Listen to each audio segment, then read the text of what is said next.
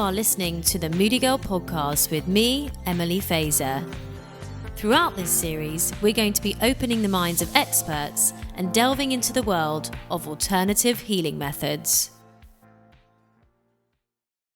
So hi, Shruti. Thank you so much for being on the Moody Girl podcast today. How are you? Hi, Emily. I'm well, thank you. And thank you for having me on your podcast today. No problem. I feel like throughout this whole podcast, I'm just beginning to meet people organically who are on similar kind of life paths, whether it's, circumstances or just generally kind of on that healing journey. And so it was amazing when I met you because we were both at Ravi's workshop. Obviously did a podcast with Ravi a few weeks ago, talking about his own kind of journey into the Wim Hof method. And I think it was like when we were doing the About Me section, when we were all going around in the circle. It's all a bit awkward when you first start. And then I think he said something like, what is it that's made you like proud of yourself recently? And then you kind of went on this amazing, basically story telling us as a group about your Vipassana. And listeners, if you don't know what Vipassana is, we'll explain that to you later on in the show. So so I mean, Shruti, how come you were at Ravi's workshop? Where were you before that? And are you into alternative healing? Can you tell us a little bit more about you and why you were there? Definitely. So it was absolutely wonderful meeting you at that workshop. And I think very quickly on that day, we all shared our experiences and journeys. And I would say for me, in the last 4 years, I've been on a really big journey of healing. So the Wim Hof method was something that was one of many things that I wanted to try and things that I've been drawn to. And as you said, when you start this journey of healing, you meet all of these people who are also on a path of healing. So Wim Hof was something that I'd heard about through a few friends who had mentioned it seems really good, particularly if you are suffering from something, specific illnesses. It's great for that because it boosts your immune system. So for me, I had done breathwork before, and the Wim Hof method does take parts of breathwork as well as part of it. So I knew I'd already enjoyed part of what it's about, but the cold exposure was something that was completely new. So I was intrigued, I was interested, and because I have been doing so many other things in the world of healing, especially the Vipassana most recently, it felt like the next thing that I wanted to do, which was why I was so drawn to it and so glad that I went on it, because even now I'm finding it really rewarding. I know. I think like it was strange. I feel like everyone who went to the Wim Hof workshop was all kind of like, they each had their own reason to be there, and you could kind of feel that in the group. And whether it was, completely different to the other, we're all kind of looking for that same sort of solace and trying to heal ourselves. So I thought that was really cool. So, I mean, let's go a little bit more into, the Vipassana.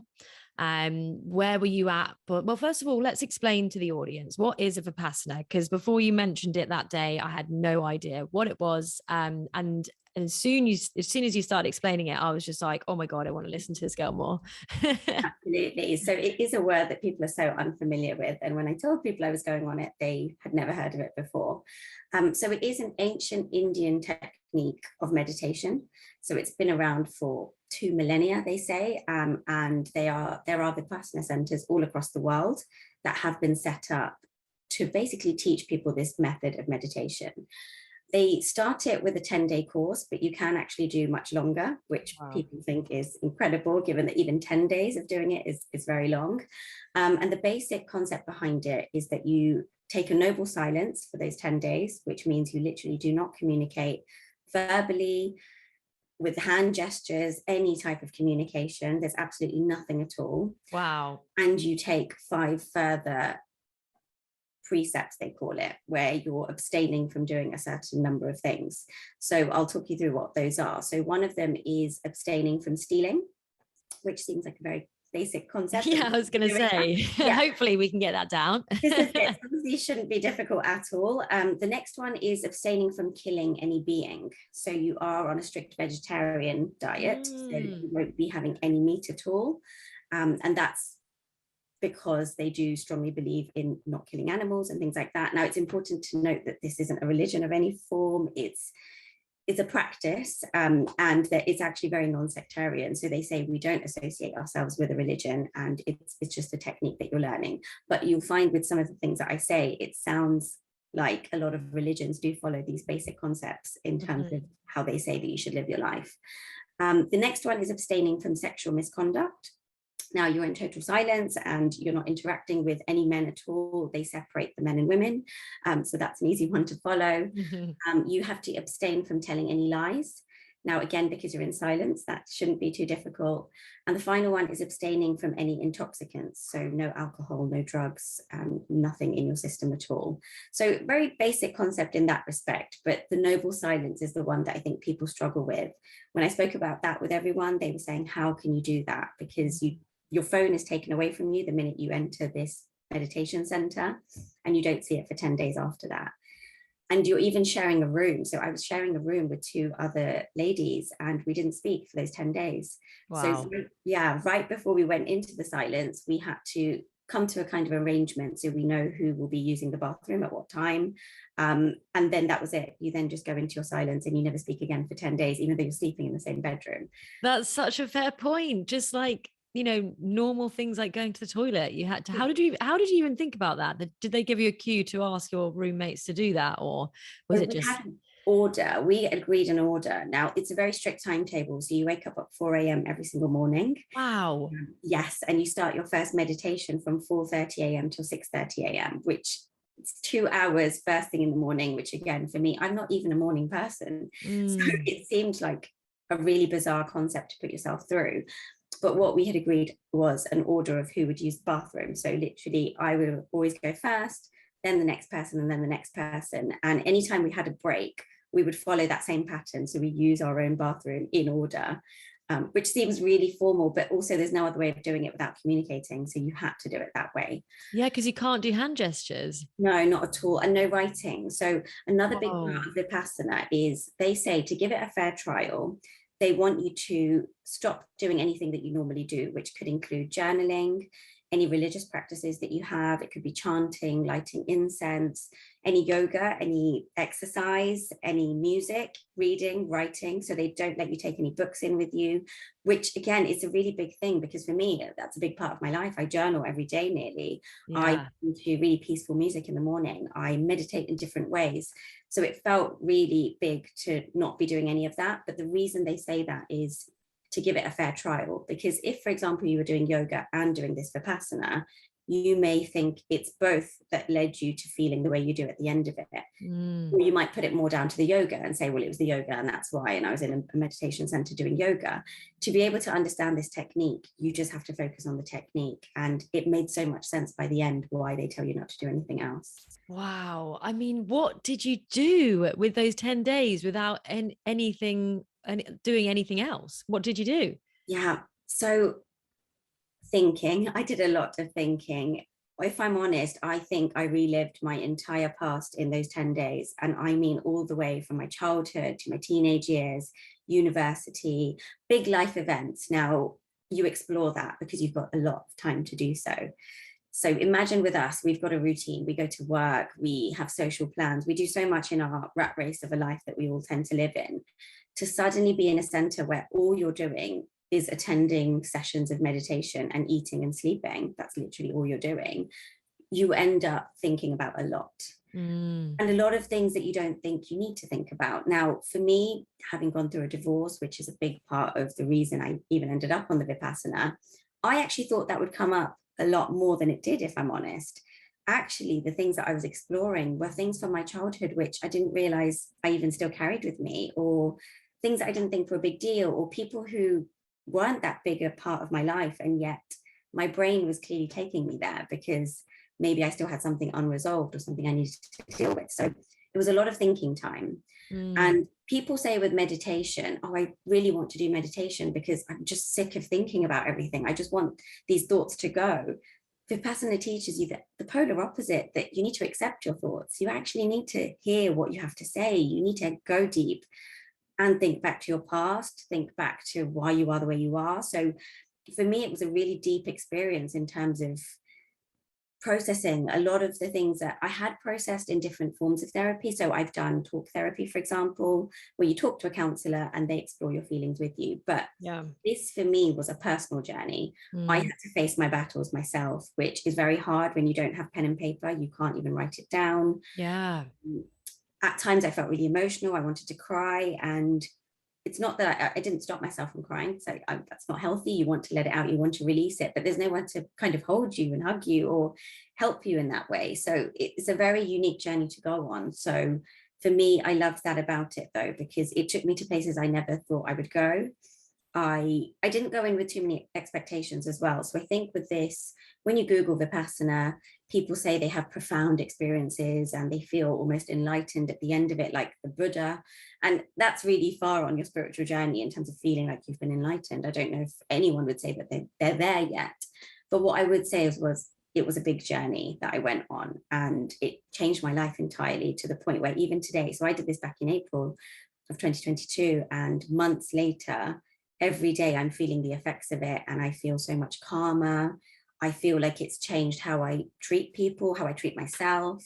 It's done a lot for me, and it's really made me rethink who I am and the way I was living, because I work fairly long hours. I work in financial services and I love my career, but I have realized that we do live in this rat race, and actually I need to be more mindful, and I need to live in a way that serves me and is healthier, particularly having gone through what I've been through, which the divorce for me was the biggest life event that I've gone through. And that pushed me into looking after myself. The Vipassana really accelerated that and said, no, really look after yourself, really think about who you are. Yeah. Not to live. I mean, when you say, you kind of, your mind brought you to situations and memories that you didn't even think that you still were holding on to. Yeah. When you think about those memories now, what's your thoughts with those? Have you made peace with them, or have you moved past them? How, because it's weird when I try and think, because I think even on Ravi's course, when we went round, he was like, "Why are you here?" And I said, "I'm trying to quieten the mind." I don't know if you remember. I do. And you were probably just like, "No," in that in that moment. Yes.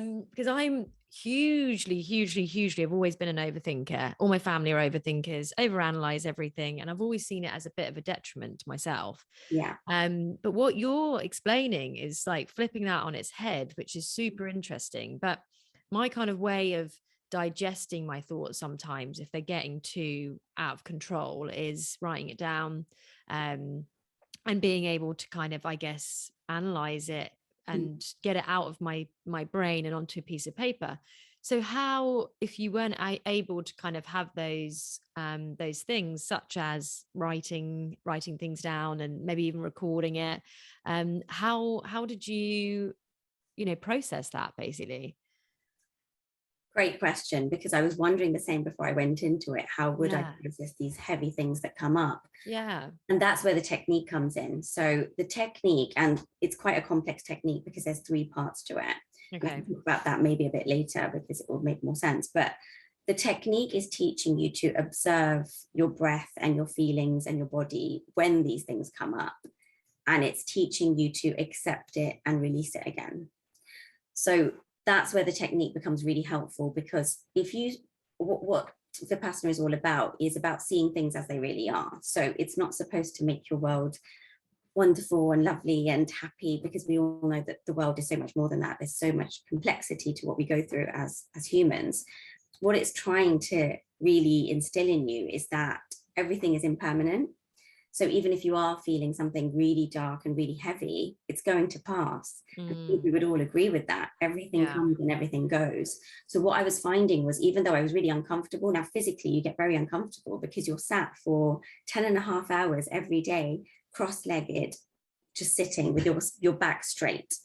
I mean, I'm even slouching now and I'm like, oh my God. Exactly. Me too. I'm thinking, wait, am I even sat straight right now? You're going through physical pain and you're mentally processing things. Whoa. What they're teaching you is that back pain that you have, it's temporary, because what you're going to do is move your body and then you feel okay again. And if you can apply that to these thoughts that are coming in, it's okay, this is really heavy, this feels awful. I remembered, and this is a very specific example, but I remembered when I was 10, I was really mean to someone at school, and I was really horrible and cruel. And that came up, and it was, okay, that happened. You did it when you were 10. You are now much older. You know a lot better, and you don't treat people that way.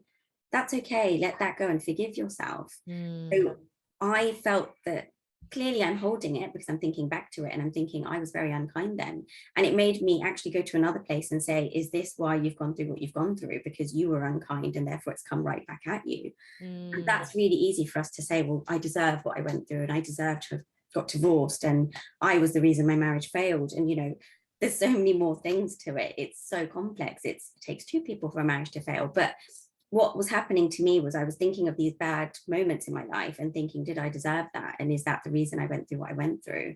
And that was hard to process. But I also was able to use this technique and learn how it made me feel and how my body felt thinking that and carrying it. And actually, I thought, let go of that now. You don't have to carry that forever. You aren't the meanest person in the world. And that, you know, we are all humans. We all make mistakes. We all do good or bad things. So I was able to take what was coming up and say, okay, you've come to me. I'm going to release you now. And that's what this technique does. It says, embrace that thought, accept that thought and accept it and really accept it and then let it go. And what they also teach, and when I say teach, even though a lot of it is silence, every evening we had a seminar where it's an hour and a half and you watch a presentation and it's a recorded film. During those presentations, that's when the teachings come up around humanity and how we treat other people. So it was in those sessions when I was listening to the teacher who teaches this, and his name is Goenka. He set up these Vipassana centers. What he teaches is we all have these moments where we may treat someone in a certain way, but it's what do you do about that afterwards? So yes, we've done something awful or we've made a mistake in life. Then what do you do? So are you going to just carry that and are you going to repeat that pattern, or are you going to live in a better way because of that? Will you learn from your mistakes? Will you do something differently? So I was realizing that even though I was being quite harsh on myself, I was realizing that all humans do the things that we do. We all hurt each other. But if you can be aware of that and realize the actual impact of that, you can live very differently. And that was one thing that I really took from it. It was, we all do things, we have our demons, but actually we get to do something about that. We get to change afterwards and we get to live in a better way and treat people better. And it really made me think of that quite deeply, even on the sense of one of the precepts being not to kill any beings. Now, I'm a meat eater. I've always eaten meat for my whole life, but it did get me thinking over those 10 days. Well, yes, there are animals suffering for the fact that I do this. And yet I'd never questioned that really deeply. I'd thought about it, but it was something that got me thinking really deeply that actually that's what you're putting out into the universe. So if you are healing, that's what you're doing. And even if you don't come from a bad place with it, that you're not out there saying everyone needs to be killed, that is an action that's going out into the universe and it has an impact, it has consequences. So even when we tell a white lie, when we do something very small, it has a consequence. And this got me thinking a lot about that it can be the tiniest thing that I say to someone or a tiny lie that has an impact, because you have to come from a negative place almost when you do it. And that catches up with you, your body, your mind. That is, oh my God. I'm like, just the whole story about how you bring up things when you were 10 and but seriously, that's like you know, I when I look back at my childhood years, I'm still kind of processing the fact that I was a little bit of a bitch. Like I really was. And I'm racking my mind about why I was like that. And sometimes when I see people in high school, I'm almost like a little bit nervous to see them, because I'm like, Yeah. I wasn't a nice person. And sometimes well, I mean, most of the time they're like, oh, what are you on about? But I'm in my head, like I've created this like monster that I was, you know.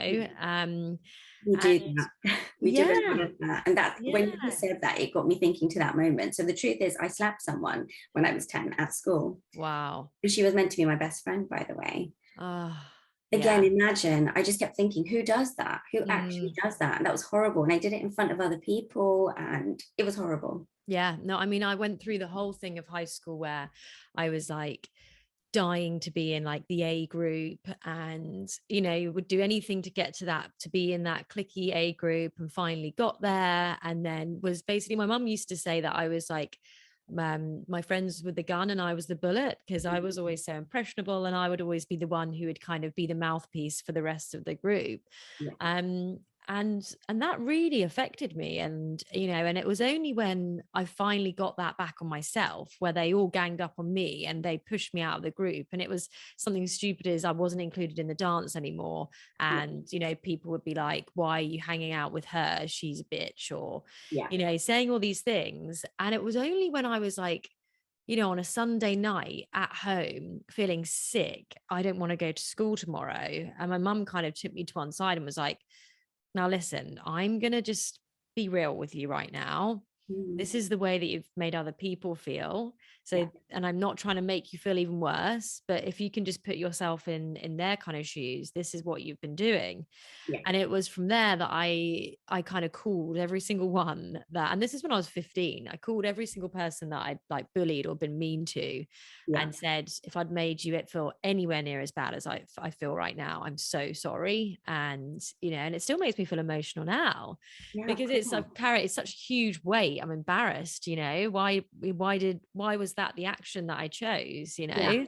But it's so interesting that you kind of went through that as well, and you're still processing that as an adult and still feeling shame about that, because Yes. why do we act those ways when we're growing up in adolescence and younger in primary school? Why do we act those ways? And it's trying to figure out why that can cause that inner turmoil.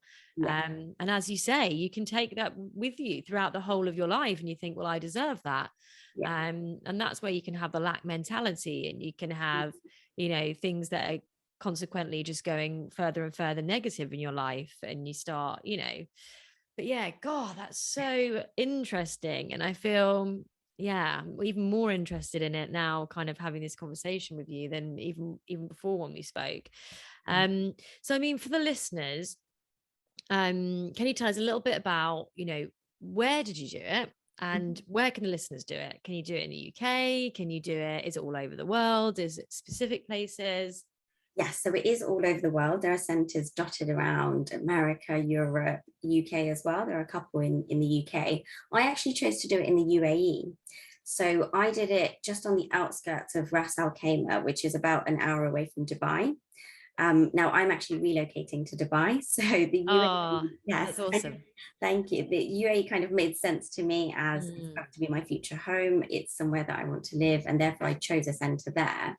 Now, another key part of this was when you do have a break in between your meditation sessions, it will be a short break, but I think during the day, during the timetable, there's one time of the day where you have 1 hour to rest. So you either go to your bedroom or you can sit outdoors. Now, for me, being able to sit outdoors in good weather was something that I did think about before I chose my Vipassana center. But what I would say is, as a new student, you get to do that. You get to sit outdoors for that rest period and enjoy the kind of scenery in the retreat, you could call it. But if you go back to a Vipassana, now I've now done a 10-day. So if I do another 10-day, I become something called an old student, which means in your rest period, you actually can't sit outdoors or go for a walk. You take an extra couple of precepts, which are in addition to those ones which are no stealing, no lying, no killing, all of that. You can have no sensual entertainment. So just walking around outdoors and enjoying nature counts as sensual entertainment. Wow. Yes. So That's when taking it up to the next level. it is, yeah, exactly. So that kind of may determine where an old student chooses to do their Vipassana. But everyone has different reasons behind why they choose different centers. They're in India as well, lots of different countries. The truth of it is, it's very basic in terms of the accommodation, because another key thing to mention about Vipassana is that it's run on donations only. Wow. So you don't pay to be there, which again makes this a very different concept to what other people think of in terms of yoga retreats and meditation retreats. That's not what this is. It's solely run on donations. So I've never heard of such a thing. That's crazy. Yeah, exactly. It's such a different concept, right, to everything else in the world of self-help and healing and all of that. There's a huge profit to be made, if we're honest. Yeah, it can be so expensive just trying I mean, if you don't go the traditional route, yeah, where you're going to go and to get prescribed drugs, yeah, and it can be so expensive. And I've found that myself, and I've wanted to invest in my health because I know that I'm worth it. yeah. But as you say, I remember you saying to me, yeah, it was completely run on donation, and I was just like absolutely mind blown. Like, Exactly. what? Yes, that's what makes it so different. And again, it makes me see it very differently, that it really is there to help people and heal people. They're not profit making, and yet people are funding it hugely by donations, and it's up to you how much you give at the end and how you calculate that. And so I went in thinking, how do I calculate this? Is it how many meals I've had per day and how much it would be to book a room near Ras Al Khaimah? But once you go through those 10 days, you realize it's not about any of that. It's your mindset changes, because the reason you donate at the end is because another student will benefit when they go and they get to use those facilities.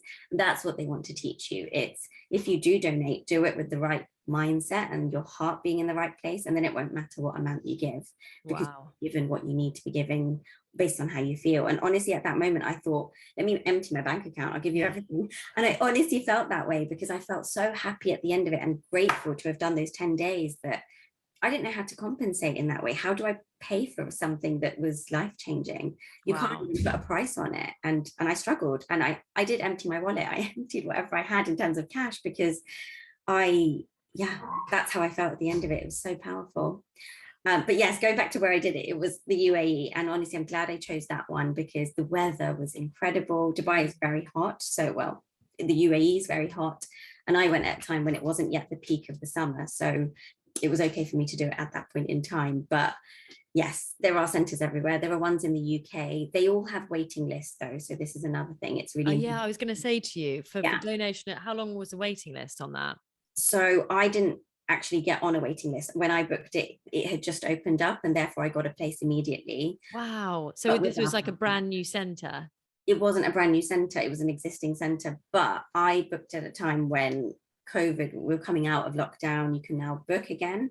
During the pandemic, they had closed a lot of these centres by default, because everything had gone into lockdown. But I realised, because people weren't able to do it for 2 years, all of the centres were getting quite booked up quite quickly.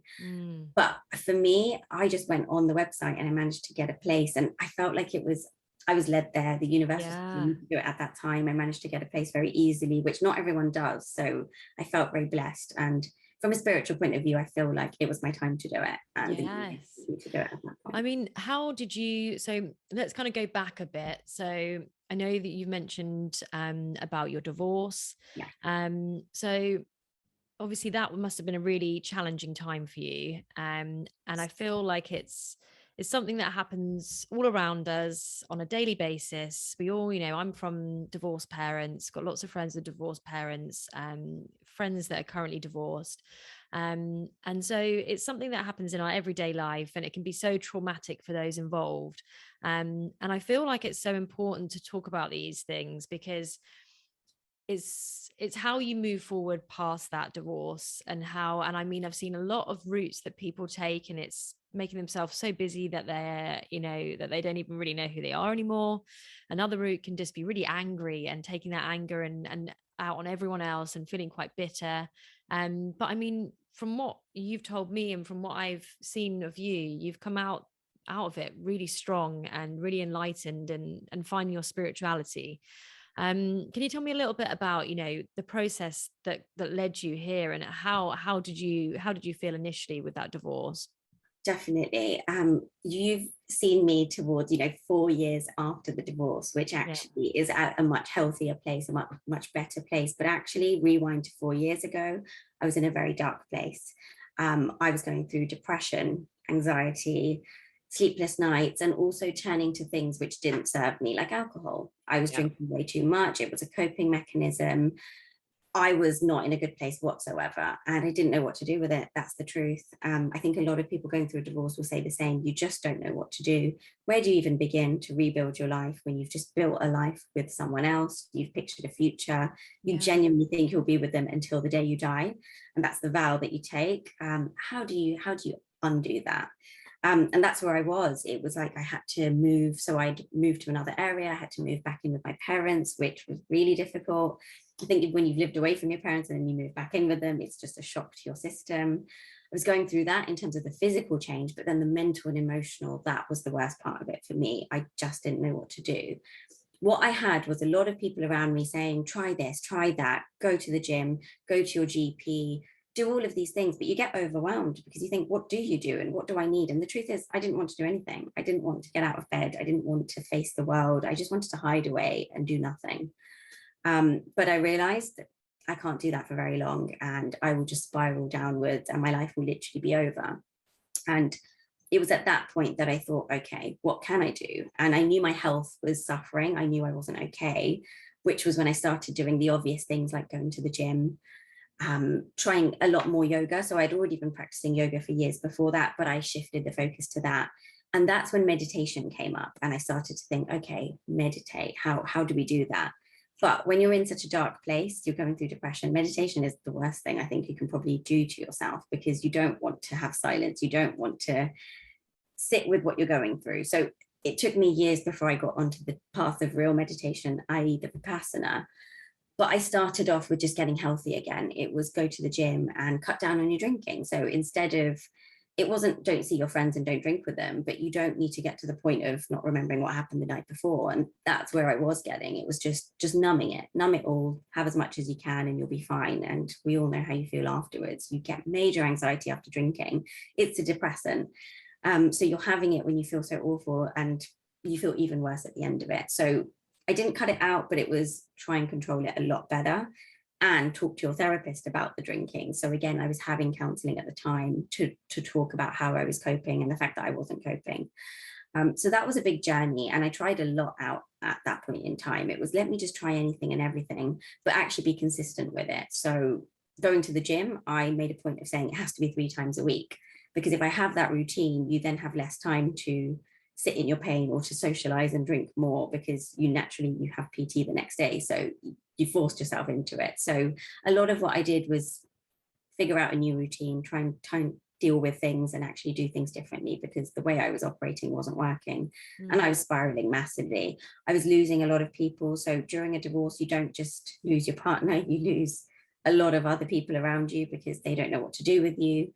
When I was drinking too much, I was wrecking friendships in the process, because people were having to look after me and they couldn't, because for many reasons. I think people themselves aren't able to empathize necessarily.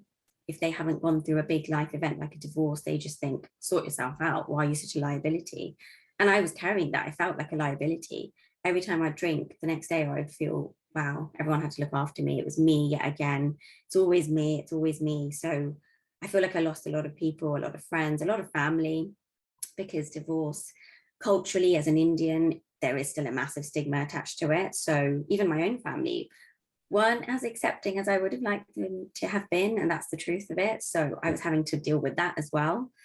There was a lot. There's just a lot going on. A lot. My God. I mean, like, from all kind of areas in your life, it just feels as though you literally had it all on your shoulders.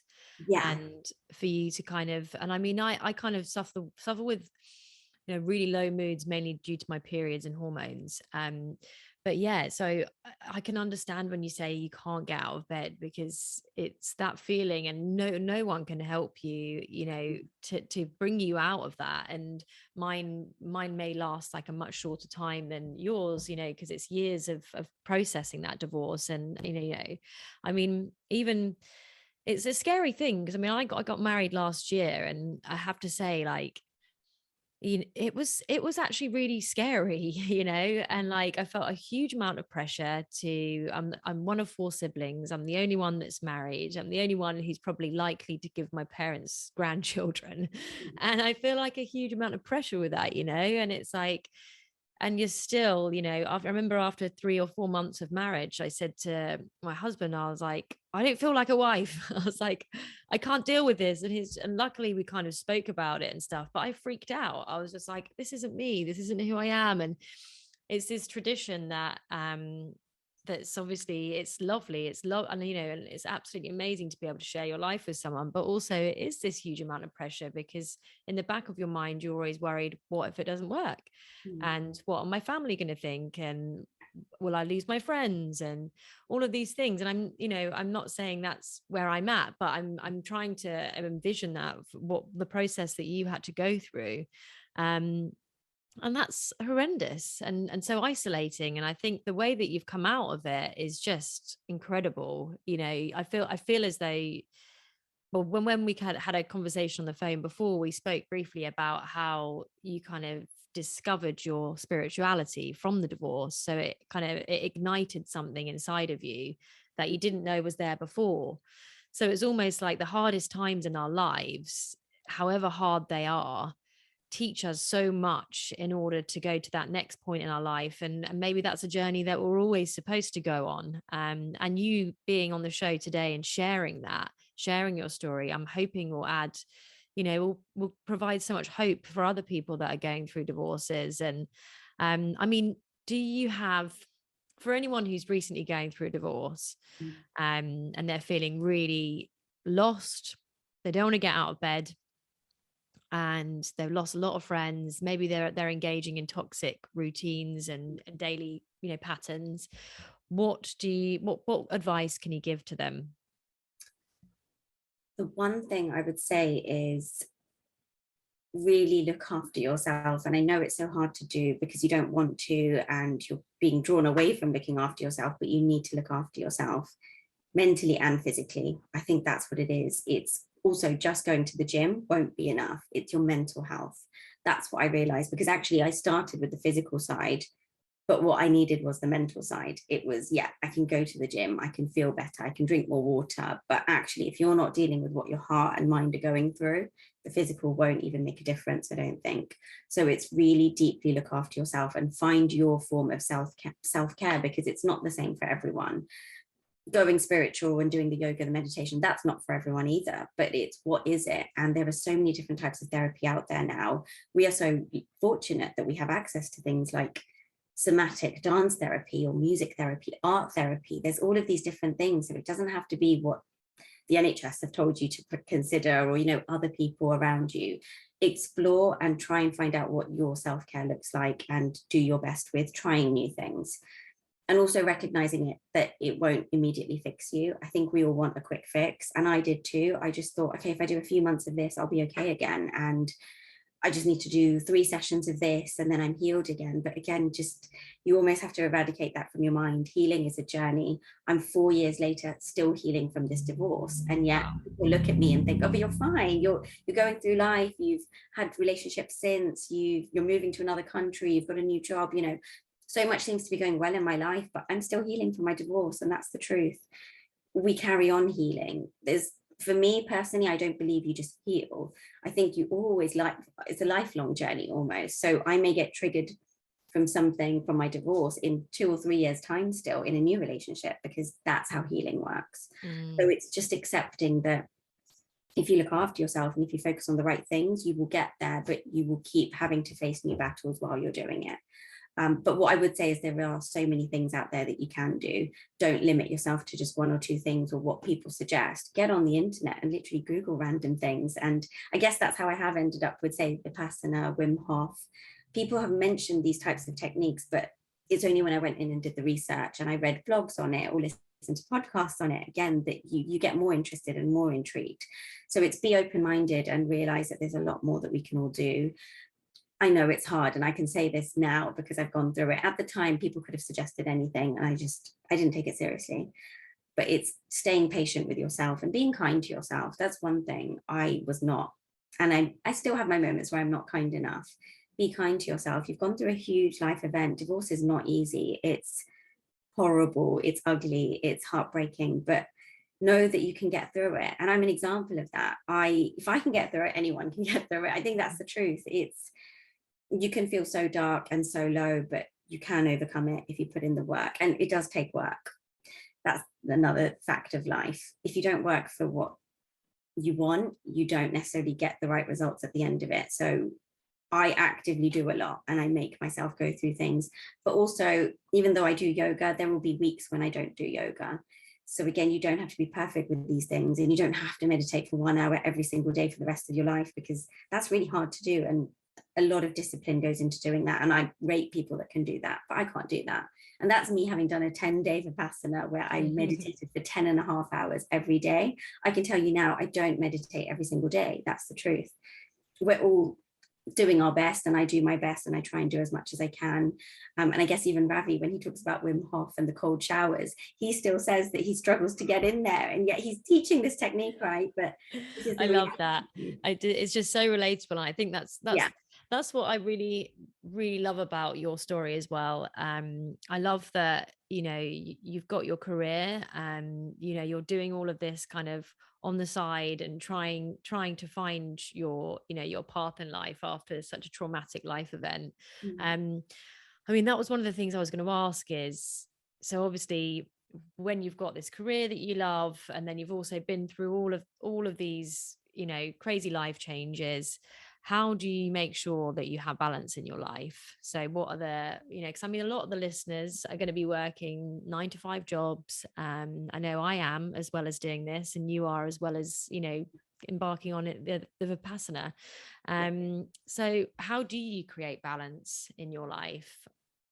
For me, it has been evaluating my priorities. So my career has always been important to me. And I knew that that's something that can't fall down, even at my lowest. And actually, it was my sister that told me that at the time. She said, I know your whole world is falling apart, but you're really good at your job. So why didn't you try and hang on to that?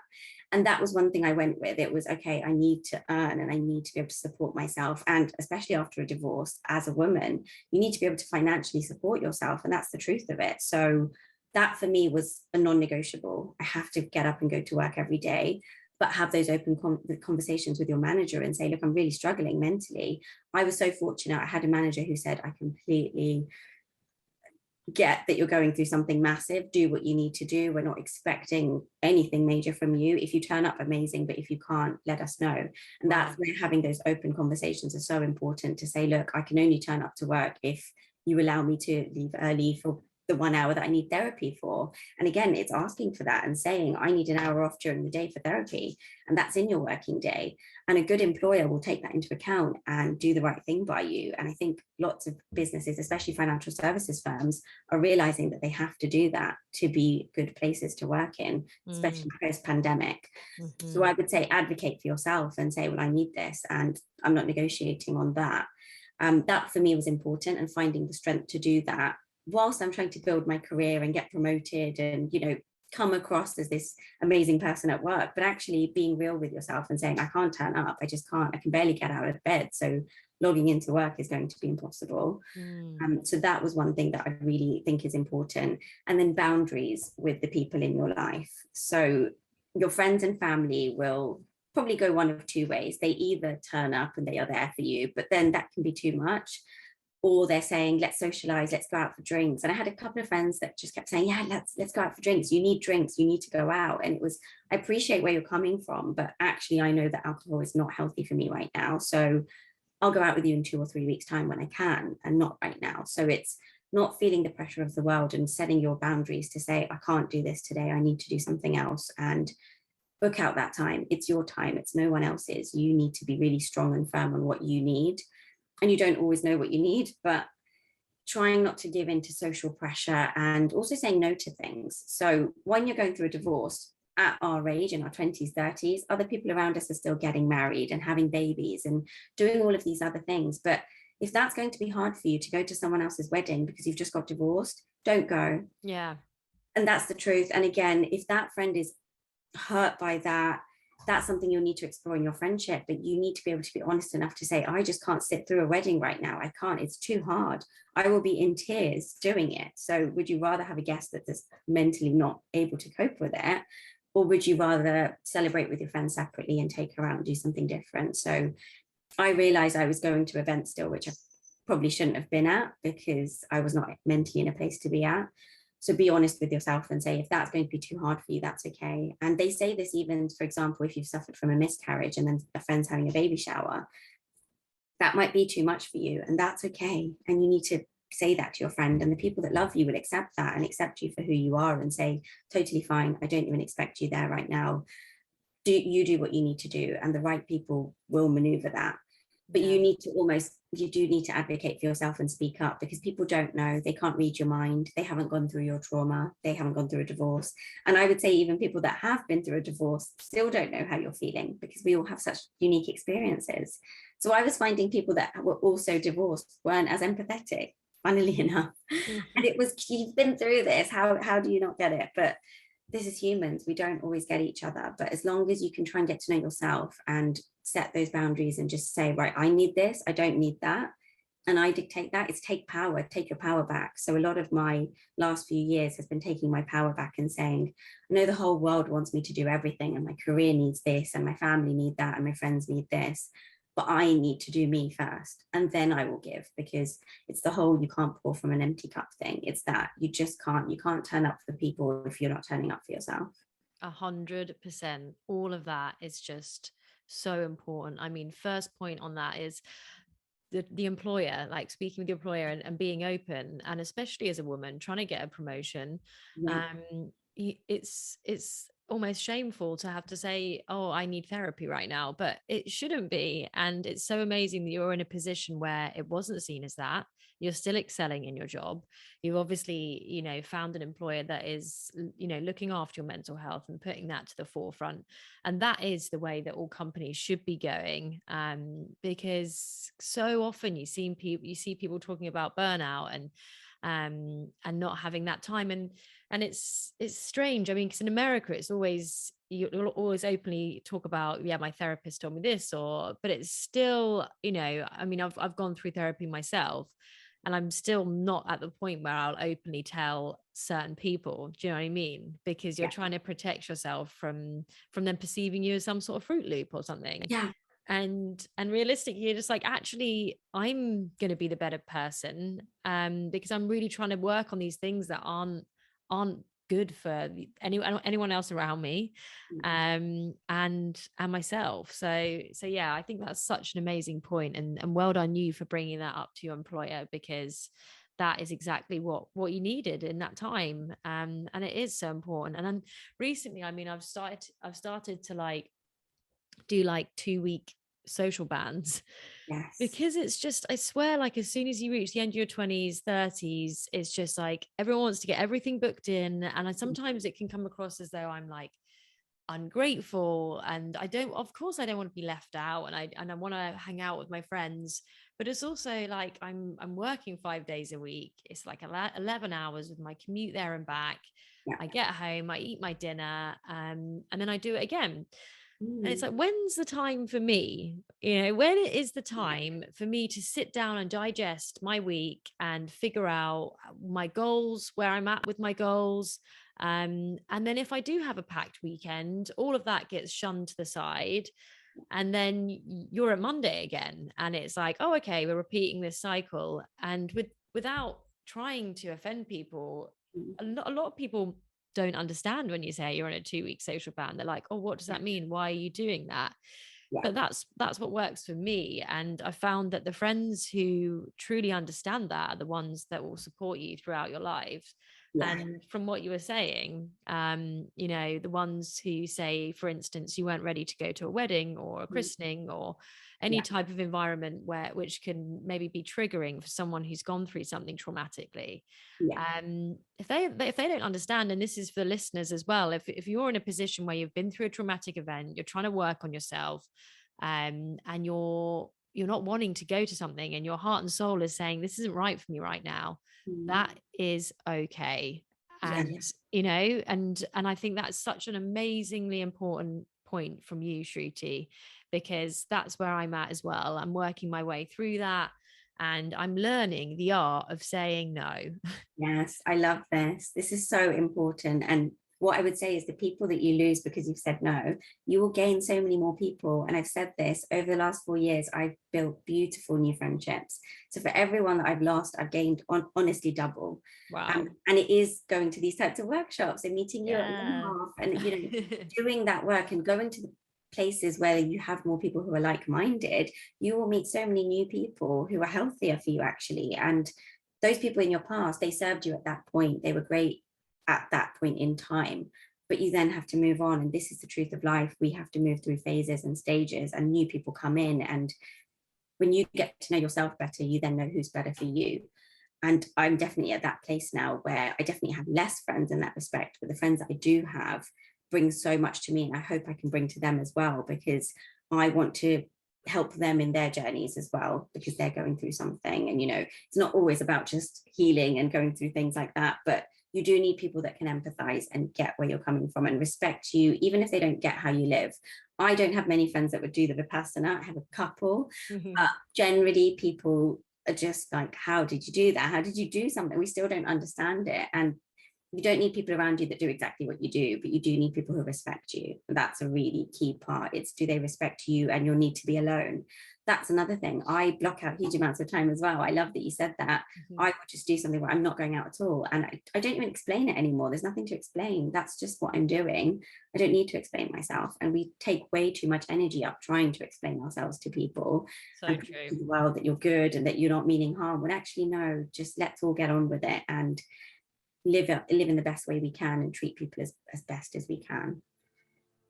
I think that's like an amazing way for us to round things up. I feel like we've discussed so many different parts of your journey and where we're both at. And as I say, you know, it's so amazing that we met at Ravi's course, and I feel as though we're just kind of attracting more people like this into our lives.